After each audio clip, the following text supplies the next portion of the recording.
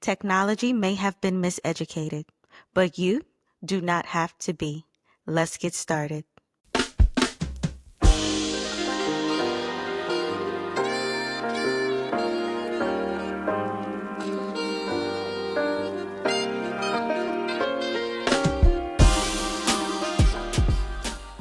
Welcome back to the Miseducation of Technology podcast. I am your host, Danielle, an attorney, tech policy professional, and someone who is deeply passionate about helping the Black community better understand how technology is shaping our lives.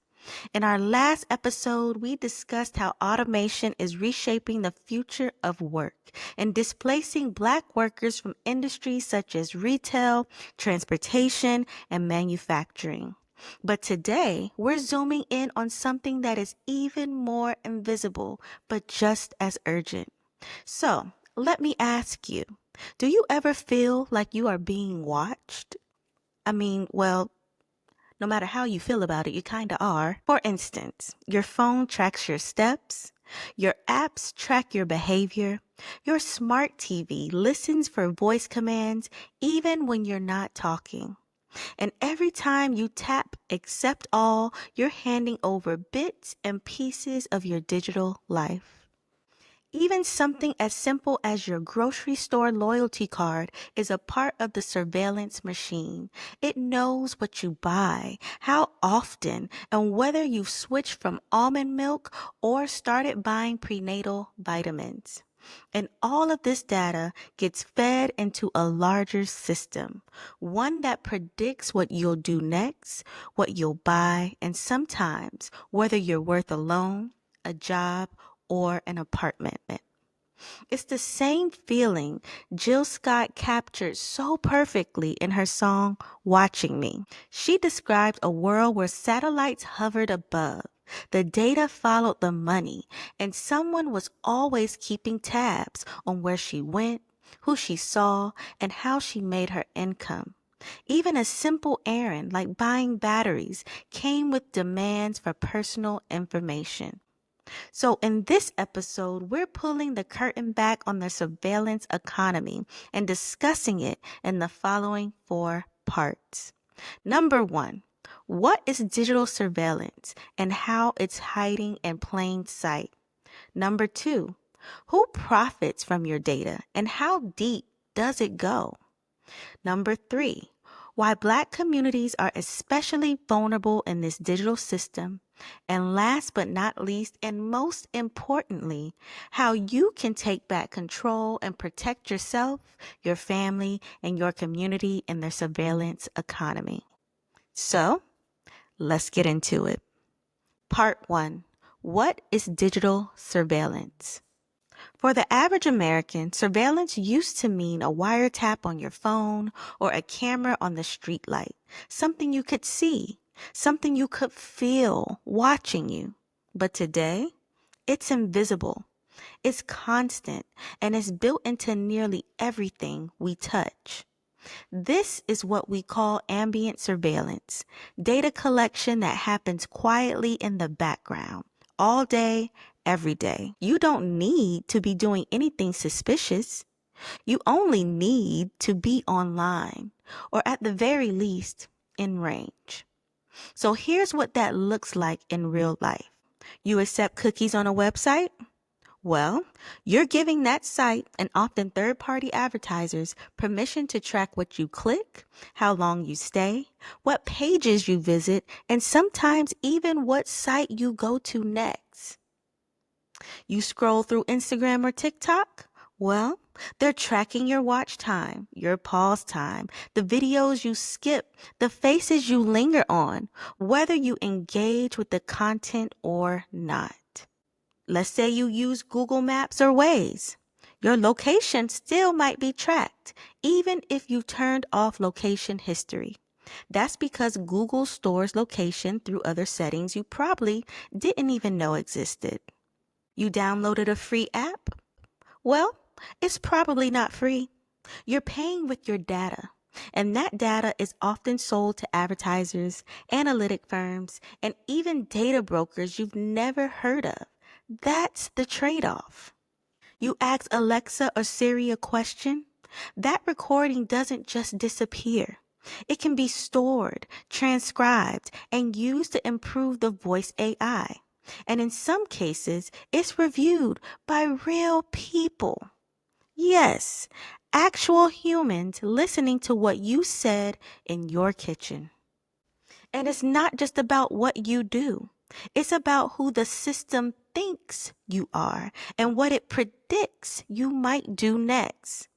Your digital profile isn't just a record of the past, it's a forecast. And that forecast can shape your future, whether you see it or not. Big tech likes to call this data collection, but let's call it what it really is: profiling. They're not just gathering facts, they're building a digital version of you, one that knows your sleeping patterns, your shopping habits, whether you've been researching debt relief, how often you check your ex's profile, and if you've been Googling side hustle at 2 a.m. in the morning. Essentially, a profile is being created on you. And it gets packaged and sold to advertisers, insurance companies, political campaigns, and yes, sometimes to law enforcement. And it doesn't stop there. Your data helps train AI systems, feed algorithms, shape content recommendations, and whether you realize it or not, it influences the way you see the world. This is the business model. They predict your behavior to manipulate your choices. They monetize your attention. They quietly shape your decisions, what you buy, who you vote for, and what you believe is true. And I hate to be the bearer of bad news, but you are not the customer. You're the product. And unless you know how the system works, you won't even see it happening. But I'm not sharing this to scare you. I'm sharing it so you can see it. Because as our anchor scripture says in Hosea 4:6, my people are destroyed for lack of knowledge. And this isn't just about fear. Rather, it's about awareness. Understanding the system is the first step to not being controlled by it. So I want to make this clear. You're not helpless. You're not a victim. You just need the truth. So now that you know what ambient surveillance looks like, let's talk about who profits from it and just how deep it all goes. Part 2. Who profits from your data and how deep does it go? By now, we've established that your data is constantly being collected. But who exactly is profiting from it? And how far does this digital trail actually reach? Well, the truth is, this is so much bigger than big tech. This is about an entire surveillance economy, a layered, interconnected web of companies, platforms, brokers, and even government agencies that trade in your personal information like currency. So let's discuss the participants of this surveillance economy. First up, tech platforms. Companies like Google, Meta, Amazon, TikTok, and Apple collect data to train their algorithms, personalize your experience, keep you on their platform longer, and most importantly, to sell targeted ads. You're not paying with dollars. You're paying with your attention and behavioral data. And the longer you scroll, click, and watch, the more valuable you become. It's number 2, data brokers. Here's the part most people don't realize. There's a shadow industry of companies you've never heard of, like Axiom, Oracle, and CoreLogic, now known as Cotality, whose entire business is buying, selling, and aggregating data about you. They scrape public records, buy location data from apps, match your offline purchases to your online behavior, And they turn around and sell that information to insurance companies, banks, advertisers, political campaigns, and even credit bureaus.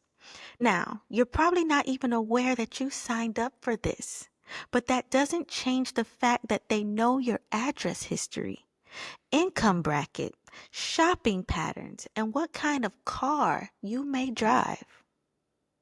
Number 3, employers and schools. Many employers now rely on productivity surveillance software, especially with the rise of remote work.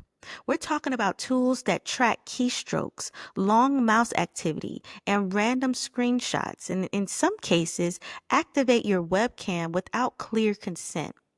It's not just about monitoring performance, it's about control. And in many workplaces, employees aren't fully informed about the extent of that monitoring.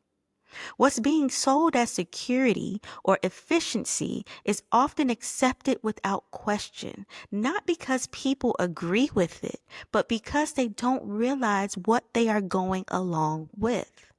When surveillance is baked into the tools we rely on to work and learn, it becomes easy to overlook and harder to challenge. And last but not least, law enforcement and government. Now, there's government surveillance, a layer most people don't even realize that they are a part of. Police departments across the country now use tools like facial recognition technology that we talked about in episode 2, predictive policing algorithms that flag high-risk individuals based on data patterns that we also talked about in episode 2, license plate readers, and social media monitoring software. But here's where it gets complicated.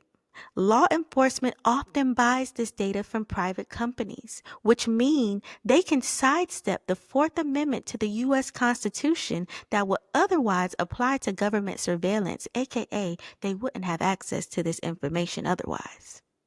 Interesting, huh? So what does that mean for you? It means your online activity, your location history, and even your posts or texts could be swept into a system you never knew you were interacting with. And you don't have to be accused of anything for that to happen. So what does all this mean? How deep does all of this go? Well, it goes beyond one app, beyond one company, beyond that one privacy policy you didn't read. What this means is that your data doesn't just stay where you left it. It's copied, packaged, shared, sold, and repurposed, circulating through industries you've never even heard of for reasons you were never even told. And that's the point. Most of us are participating in a system we don't fully understand. A system designed not just to serve us, but to study us, to predict us, to influence what we see, what we buy, and even what we believe. Think about it. When you type a question into Google, the answer you see isn't neutral. It's curated based on your past searches and your location and your profile. And believe it or not, that shapes what you believe to be true. When you shop online, the products you're shown first aren't always the best. They're the ones the algorithm thinks you're most likely to buy based on your browsing history, your income level, and even the time of day. You're being nudged, not just informed. And when the election season rolls around, the political ads you see on social media aren't broadcast to everyone. They're micro-targeted to you based on what you've liked, what you shared, or even paused on. It's not about persuasion. It's about prediction and sometimes manipulation.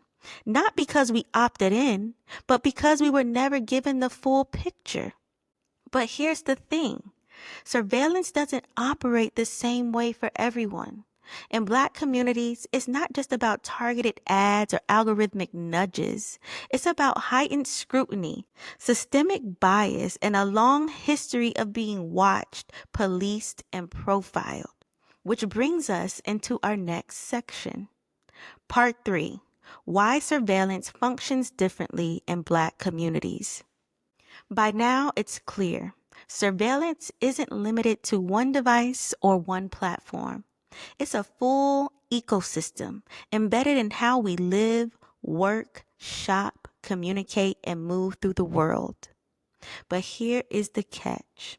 Those same surveillance systems don't function the same way everywhere. They operate differently depending on where you live, what neighborhood you're in, how much money you make, and yes, what you look like. Let's talk about what that actually means. In Black communities, surveillance is more likely to show up as enforcement, not convenience. The same tools marketed as smart tech or public safety in one context are deployed more aggressively in another. Take facial recognition technology. Its commercial use might unlock your phone, but in public settings is disproportionately used by law enforcement. And because it performs less accurately on darker skin tones, it introduces a measurable margin of error into systems with real consequences, such as arrests, investigations, and public scrutiny. Then there's predictive policing. These systems claim to forecast crime risks based on data patterns, but when that data is rooted in historically over-policed communities, the output isn't predictive, it's repetitive. The algorithm doesn't spot crime. It reinforces old assumptions about where police need to be. Further, smart surveillance infrastructure like cameras, motion detectors, and license plate readers tends to be concentrated in lower income Black neighborhoods. Not because crime is always higher, but because those areas are historically viewed as sites of risk. The technology doesn't make that call. The deployment strategy makes that call. These systems may not be programmed to discriminate, but they're trained on data that already does. And it's not just about policing.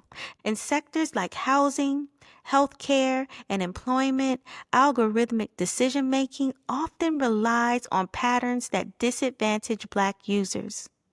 If previous applicants from certain zip codes were denied loans or didn't get callbacks or received lower healthcare ratings, the algorithm learns that pattern and it repeats it. Not maliciously, though, just mechanically. Now, for more information, I suggest you go back and listen to episode 2 of this podcast. We go deeper into this subject that Ruha Benjamin calls the new Jim Code. So that's my shameless plug, but I digress. But what I'm really saying is that's the reality. Surveillance doesn't always target by design, but when the system learns from biased data, the outcome becomes structurally unequal. And once it's digital, it becomes harder to see and easier to scale. And that is what makes this impact different.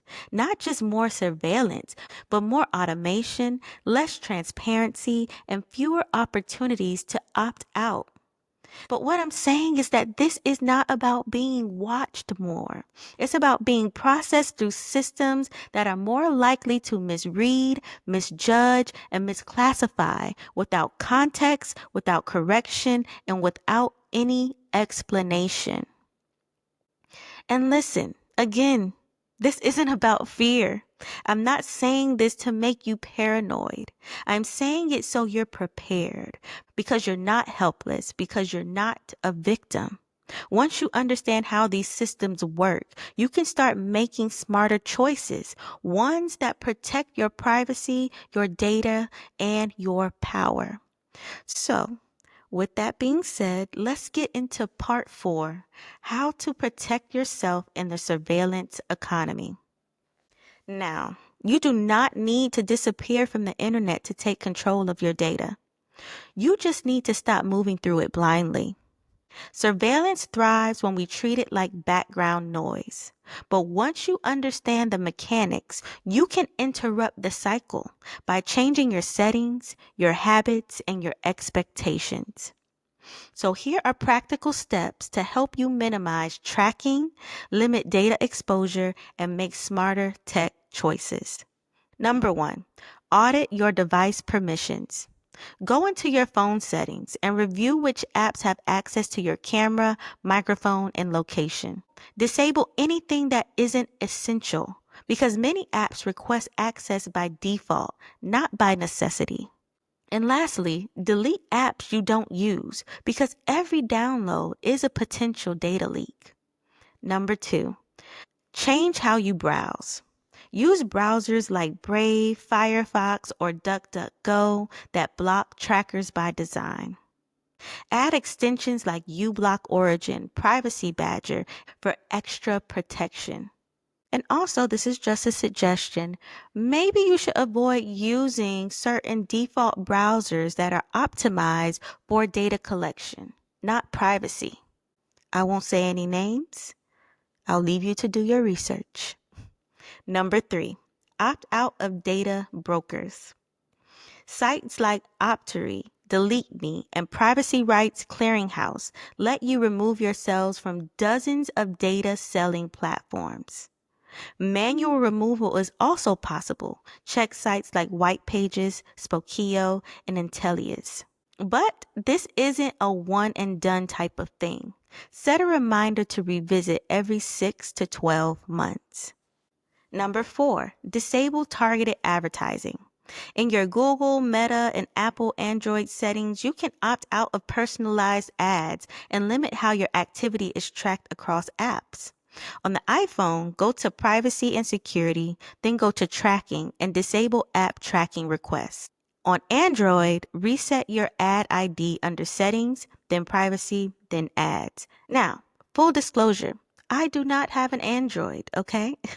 So if I happen to have gotten this information wrong and you have an Android and you are listening, please leave the correct information in the comments below.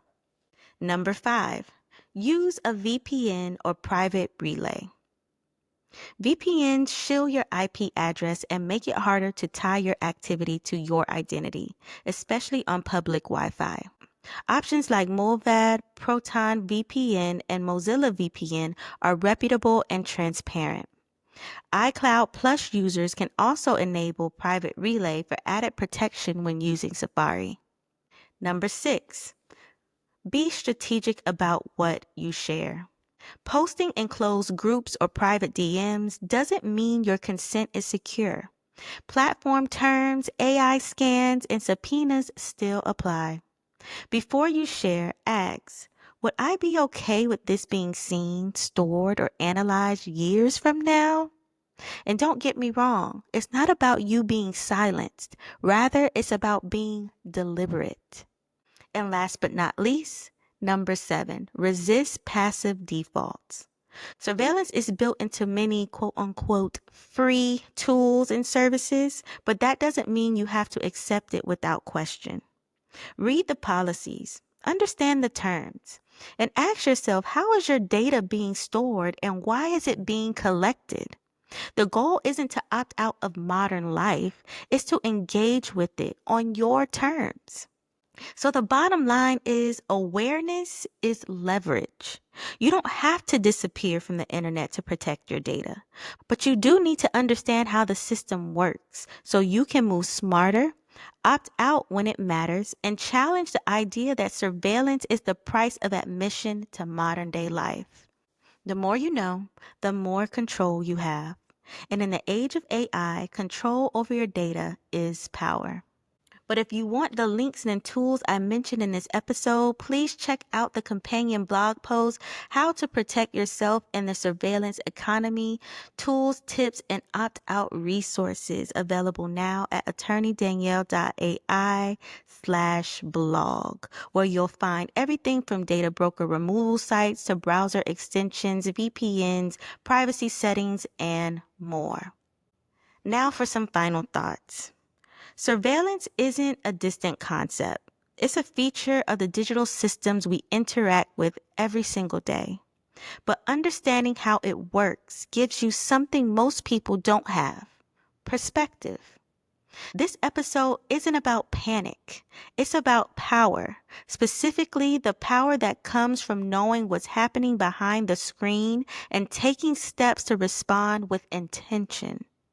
You can't opt out of the digital world, but you can engage with it on your terms.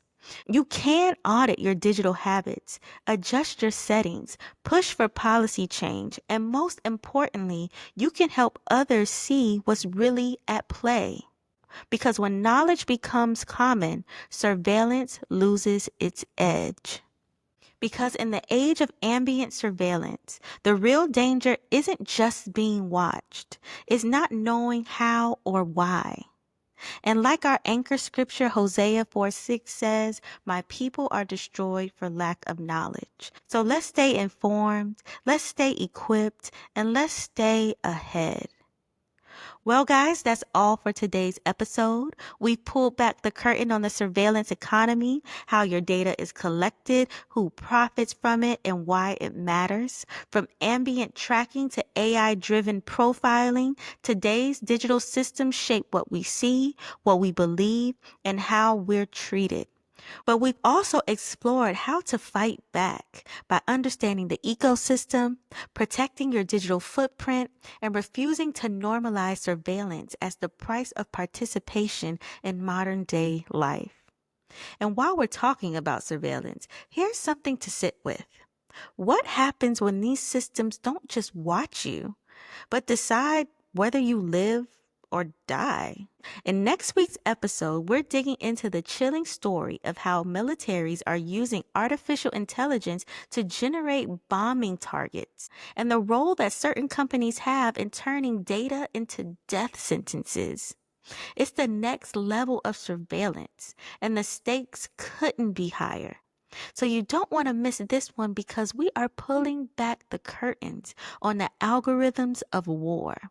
Because when machines decide who lives and who dies, it's not just technology at work, it's power, unaccountable and unchecked.